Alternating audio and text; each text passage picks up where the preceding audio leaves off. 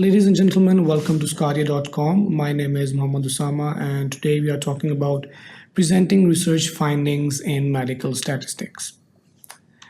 In this lecture, we're going to talk about how to communicate statistics. We're also going to talk about the different components of the research articles. We are going to talk about research articles and abstracts. We're also going to talk about research articles and main body. And we're also going to talk about presenting statistics and the publication process.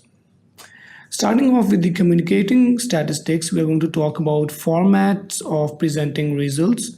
Moving on, we're going to talk about producing journal articles. How can we write journal articles and what are actually the components of a journal article? We're also going to talk about the section of the articles, which are the basic components, and what are actually the components of every component or every section of an article. In research articles abstract, we're going to talk about how to write an abstract, what are the constituents of an abstract, what are the types of the abstracts. We're also going to focus on the poor quality abstracts and what are the reasons that make them of poor quality. We're also going to talk about key points for presenting statistics in abstracts. We're also going to talk about structured and non-structured abstracts as well. In research articles main body, we're going to talk about all the components or sections of the main body, including introduction, methods, results, and discussion.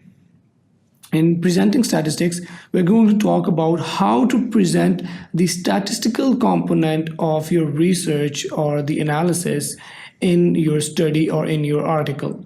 In that, we're going to talk about how to present numerical results and how to do rounding. We're also going to talk about how to present p-values, and we're also going to talk about how to present tables and graphs.